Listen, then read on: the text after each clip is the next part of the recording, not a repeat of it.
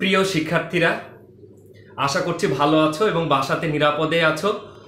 আজকে আবার হাজির হয়েছি তোমাদের মাঝে প্রাণী বিজ্ঞানের অধ্যায় 12-র শেষের দিকে জেনেটিক্স অংশে কিছু আলোচ্য বিষয় ছিল যেগুলো পরীক্ষার জন্য অত্যন্ত গুরুত্বপূর্ণ। বিশ্ববিদ্যালয়ে ভর্তি পরীক্ষা বা অন্যান্য কম্পিটিটিভ এক্সামেও প্রচুর প্রশ্ন আসে, সেই জায়গাগুলো নিয়ে আলোচনা করব। তো আজকে আমরা যে টপিকসটা পড়বো মূলত সেই টপিকসটার নাম হচ্ছে সেক্স লিঙ্কড ইনহেরিটেন্স।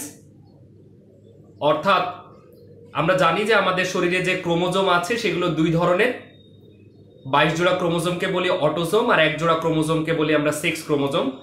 ওই 1 জোড়া ক্রোমোজোম যারা সেক্স ক্রোমোজোম হিসেবে পরিচিত, পুরুষের ক্ষেত্রে এক্স ওয়াই এবং মহিলাদের ক্ষেত্রে এক্স এবং এক্স, এই এক্স ক্রোমোজোমের মাধ্যমে কতগুলো জিন পিতামাতা থেকে সন্তানের শরীরে বাহিত হয়।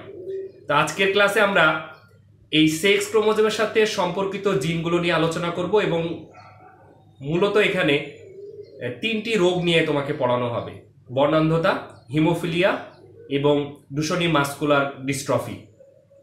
আশা করছি ক্লাসটি উপভোগ করবে।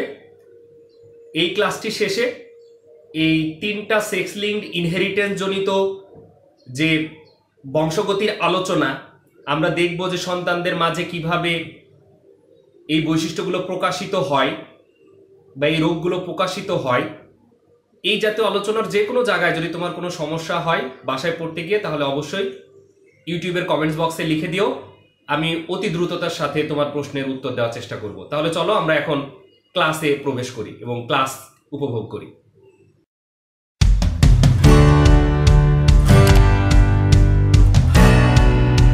তোমরা দেখতে পাচ্ছ যে এখানে আমরা খুব ছোট ক্লাসের একটি আলোচনা, যেটা তোমরা আগে থেকে পড়ে আসছো।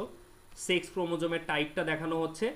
অটোজোম, পিতার ক্ষেত্রে সেক্স ক্রোমোজোম, এটা হচ্ছে মাতার ক্ষেত্রে অটোজোম, আর এটা হচ্ছে মাতার ক্ষেত্রে সেক্স ক্রোমোজোম। যদি তারা গ্যামেট তৈরি করে, আমরা জানি পিতা তৈরি করে হচ্ছে শুক্রাণু। শুক্রাণুতে অটোজোম এবং সেক্স ক্রোমোজোমের বিন্যাসটা দেখতে পাচ্ছ, হাফ হয়ে গেছে, অর্ধেক হয়ে গেছে।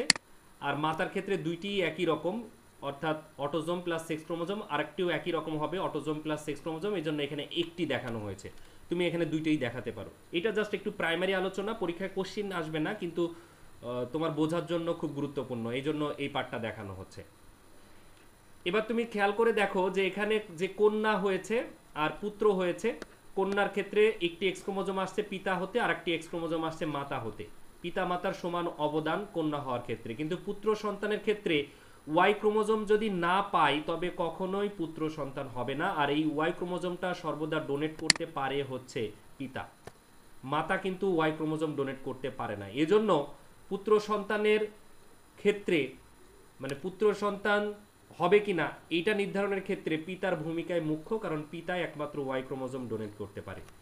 তো আমরা যে সেক্স ক্রোমোজোম নিয়ে কথা বলছি, এই সেক্স ক্রোমোজোমের এক্স ক্রোমোজোমটি শুধুমাত্র এই সেক্স লিঙ্কড ইনহেরিটেন্স এর জন্য দায়ী জিনগুলোকে বহন করতে পারে, ওয়াই ক্রোমোজোম এই জিনগুলো বহন করে না। তার মানে তুমি একটু খেয়াল করে দেখো, কন্যা যদি কোনো সেক্স লিঙ্ক জিন পায় তাহলে সে পিতা এবং মাতা উভয় থেকে পেতে পারে, কিন্তু পুত্র সেক্স লিঙ্ক জিন সর্বদা পাবে হচ্ছে মাতা থেকে, কারণ পুত্রের এক্স ক্রোমোজোম সর্বদা আসে মাতা হতে। এই জন্য আমরা ব্যাপারটাকে এইভাবেও বলতে পারি যে পুত্র যদি কোনো রোগে আক্রান্ত হয় তাহলে সেক্ষেত্রে দায়ী হচ্ছে মাতা, কারণ এক্স ক্রোমোজোমের মাধ্যমেই ওই সেক্স লিঙ্ক জিনটা আসে পুত্রের শরীরে।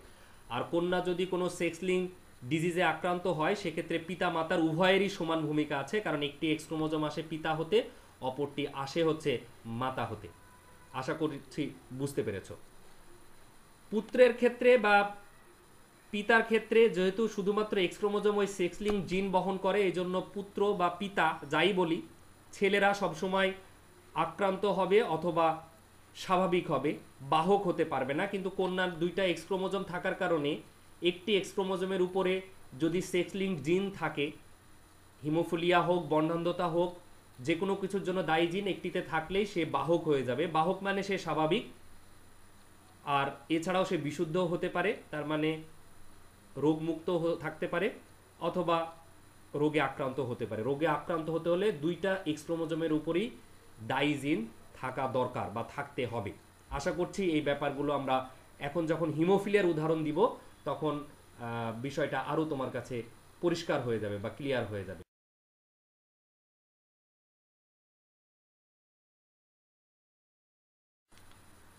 এখন খেয়াল করে দেখো, আমরা এখানে দেখছি একটা বর্ণান্ধ পুরুষ। এই উদাহরণগুলোর মাধ্যমে তোমার সেন্সটা ক্লিয়ার হবে। বর্ণান্ধতা কেন? দেখো, এক্স ক্রোমোজোমের উপরে সে দায়ী একটি প্রচ্ছন্ন কালার ব্লাইন্ডের জন্য দায়ী জিন পেয়েছে। বর্ণান্ধ এমন একটা রোগ, লাল সবুজ এই কাছাকাছি রঙগুলো পার্থক্য করতে পারে না। এইরকম একটি রেটিনার যে রড কোষ কোন কোষ থাকে তার গঠন পরিপূর্ণতা লাভ করে না কতগুলো জিনের কারণে। এই জেনেটিক্যাল ডিজিজটাকেই বলা হয় বর্ণান্ধতা। তো তার জন্য দায়ী জিনটা হচ্ছে প্রচ্ছন্ন জিন। প্রচ্ছন্ন ছি দিয়ে দেখানো হচ্ছে পুরুষটি বর্ণান্ধ কারণ সে একটি জিন পেয়ে গেছে, তার এক্স ক্রোমোজোমের উপরে সেই সি জিনটা আছে। মহিলাটা স্বাভাবিক হচ্ছে যে, দেখো এখানে ক্যাপিটাল সি দিয়ে দেখানো হচ্ছে। ক্যাপিটাল সি বলতে এখানে স্বাভাবিক জিনগুলোকে বোঝানো হচ্ছে, স্বাভাবিক জিনগুলোকে এখানে বোঝানো হচ্ছে। স্মল লেটার সি দিয়ে দায়ী জিনটাকে বোঝানো হচ্ছে। গ্যামেট তৈরি করলো, এক্স এ দায়ী জিনটা আছে, ওয়াই তো সেক্স লিঙ্ক জিন বহন করতে পারে না। আর এখানে দেখছো এক্স সি, এই সিটা দিয়ে স্বাভাবিক জিনকে বোঝানো হচ্ছে। তাহলে যেখানেই এটার সাথে এটার মিলিত হলে এই যে কন্যা সন্তান হলো, দেখতে পাচ্ছ কন্যা সন্তান। তাহলে এখানে এই যে দায়ী একটা জিন আছে আর একটা স্বাভাবিক জিন আছে সি, এক্স ক্রোমোজোমে একটা দায়ী জিন আর একটা এক্স ক্রোমোজোমে একটা স্বাভাবিক জিন আছে। তাহলে এই কিন্তু বাহক কিন্তু স্বাভাবিক। এটাও দেখো একই রকম বাহক কিন্তু স্বাভাবিক, বাট এই পুত্রটা হয়ে গেছে কিন্তু স্বাভাবিক কারণ এখানে স্বাভাবিক জিন আছে সি।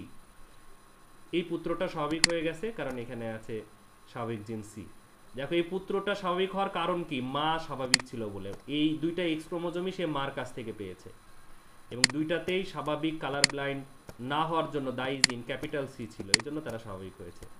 কন্যা দুইটাই বাহক হয়েছে, এর কারণ হচ্ছে একটা স্বাভাবিক জিন পেয়েছে মার কাছ থেকে, এও একটা এ একটা পেয়েছে। আর পিতার কাছ থেকে বর্ণান্ধতার জন্য দায়ী জিন একটা করে পেয়েছে, এই যে এক্সি একটা করে বর্ণান্ধতার জন্য দায়ী জিন পেয়েছে। এই জন্য এরা বাহক হয়েছে, কিন্তু তারাও কিন্তু স্বাভাবিক। আশা করছি এই ব্যাপারটা বুঝতে পেরেছো। এইভাবে পিতামাতা থেকে সন্তানের দেহে বর্ণান্ধতার জন্য দায়ী জিনগুলোর সঞ্চারণ ঘটে এবং এর পরবর্তী জেনারেশনে গিয়ে দেখছো যে সন্তানদের মাঝে ফিনোটাইপিক একটি রেশিও পাচ্ছ। স্বাভাবিক পুত্র এবং কন্যা পেলেও, কন্যারা স্বাভাবিক হলেও এরা কিন্তু বাহক। এখানে লক্ষ্য করো আরেকটি ক্রস দেখানো হচ্ছে। এই ক্রসের ক্ষেত্রে তুমি দেখছো যে একজন স্বাভাবিক পুরুষ নেওয়া হয়েছে কারণ এক্স এর উপরে যে দায়ী জিনটা সি দিয়ে দেখানো হচ্ছে এটা বর্ণান্ধতার জন্য দায়ী জিন না, স্বাভাবিকতার জন্য জিন। আর এটা বাহক মহিলা কারণ এই যে একটা প্রচ্ছন্ন দায়ী জিন আছে বর্ণান্ধতার জন্য আর একটা স্বাভাবিক জিন আছে। তাহলে এই মহিলাটা বাহক কিন্তু স্বাভাবিক এবং এই পুরুষটা হচ্ছে স্বাভাবিক। পুরুষ তো আর বাহক হতে পারবে না কারণ তার এক্স ক্রোমোজোম একটি।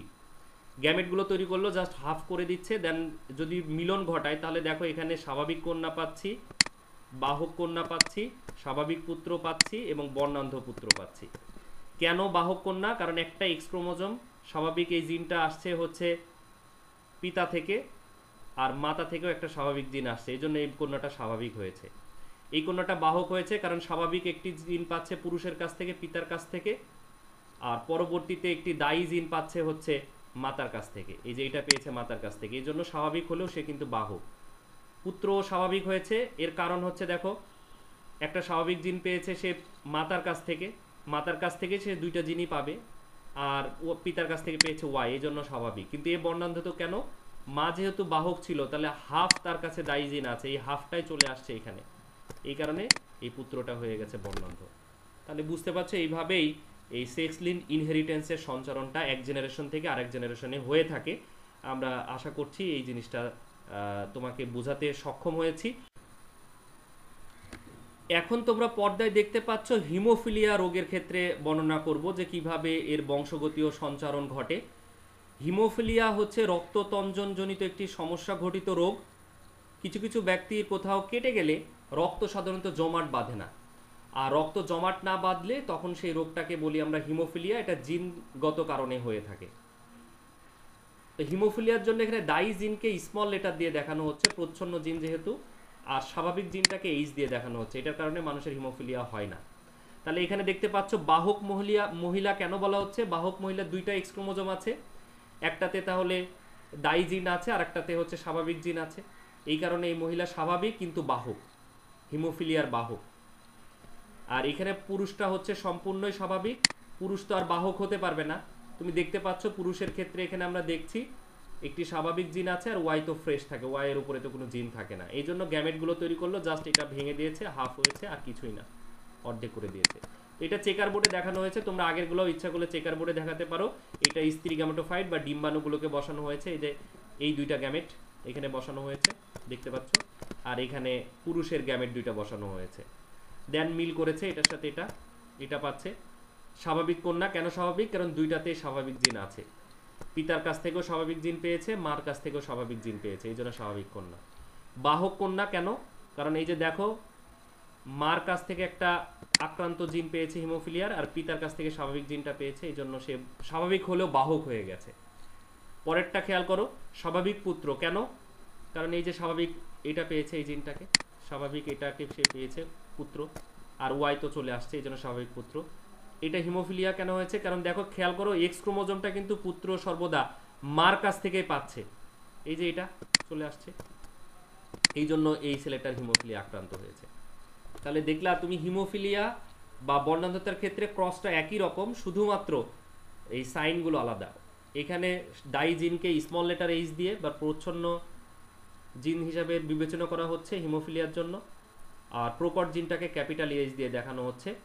আর বর্ণান্ধতার ক্ষেত্রে ডাই জিনটাকে স্মল লেটার সি বা প্রচ্ছন্ন সি, কালার ব্লাইন্ড বলে ছোট হাতের অক্ষরের সি দিয়ে দেখানো হচ্ছিল, স্বাভাবিক জিনটাকে ক্যাপিটাল সি দিয়ে দেখানো হয়, অনেকে এটাকে প্লাস সাইন দিয়ে দেখায়, লেটেস্ট বইতে এটাকে এইভাবেই দেখিয়েছে। আশা করছি এই বর্ণান্ধতার ব্যাপারটা তুমি বুঝে গেছো। বর্ণান্ধতাটা কতগুলো ফ্যাক্টরের অনুপস্থিতির কারণে হয়। সাধারণত আমাদের জানো যে তোমরা রক্ত যখন পড়াবো তখন দেখবা যে 13টা ফ্যাক্টর লাগে আমাদের রক্ত জমাট বাঁধে, যেটাকে রক্ত তঞ্চন প্রক্রিয়া বলা হয়। মূলত অনুচক্রিকা রক্ত জমাট বাঁধে ভূমিকা পালন করে, হেপারিন আবার রক্তকে তরল রাখতে ভূমিকা পালন করে। তো আমরা দেখব যে এই 13টা ফ্যাক্টরের মধ্যে 8 এবং 9 নম্বর ফ্যাক্টরের উপস্থিতি থাকলে রক্ত জমাট বাঁধে, আর এই দুইটার অনুপস্থিত না থাকলে রক্ত জমাট বাঁধা যে প্রক্রিয়া সেটা বাধাগ্রস্ত হয়। তো এই 8 এবং 9 নম্বর ফ্যাক্টরের অনুপস্থিতির কারণে হিমোফিলিয়া এ এবং হিমোফিলিয়া বি টাইপের এই রোগ দুইটা তৈরি হতে পারে। হিমোফিলিয়া বি কে আমরা ক্রিস্টমাস হিমোফিলিয়া বলি, এ কে ক্লাসিক হিমোফিলিয়া বলা হয়, বিটা রেয়ার, কিন্তু এ টাইপের হিমোফিলিয়াটা সচরাচর দেখা যায়, যেটা 8 নম্বর রক্ত তঞ্জন ফ্যাক্টরের অনুপস্থিতির কারণে হয়ে থাকে। তাহলে আশা করছি এই ব্যাপারগুলো এখানে দেওয়া আছে, খুব সহজেই তুমি যদি একটু বইটা দেখো, টেক্সটটা পড়ো, তাহলে অ্যান্সারটা করতে পারবা। আমরা পরবর্তী রোগটায় চলে যাচ্ছি। সর্বশেষ আমরা যে সেক্স লিঙ্কড ইনহেরিটেন্স জনিত আলোচনা করতে গিয়ে লাস্ট যে রোগটা নিয়ে পড়বো, এটার নাম হচ্ছে ডুশেনি মাস্কুলার ডিস্ট্রফি। এটা একটি রোগ যেটি ডিস্ট্রফিন নামক প্রোটিন উৎপাদনের জন্য দায়ী যে জিনগুলো সেগুলোর বিকৃতি ঘটার ফলে পেশিগুলো শক্ত হয়ে যায়, এবং প্রতিবন্ধী হলে যেমন হাত পা বাঁকা হয়ে যায়, কপাল থেকে চুল উঠে যায়, মুখটা একটু চ্যাপ্টা হয়ে যায়, এই জাতীয় সমস্যাগুলো তৈরি হয়। তো এই রোগটা সম্পর্কে পরীক্ষায় ডিটেল আসে না, অর্থাৎ প্রয়োগে প্রশ্ন আসে না, তুমি একটু রিডিং পড়ে রাখো জ্ঞান অনুধাবন বা এমসিকিউ এর জন্য।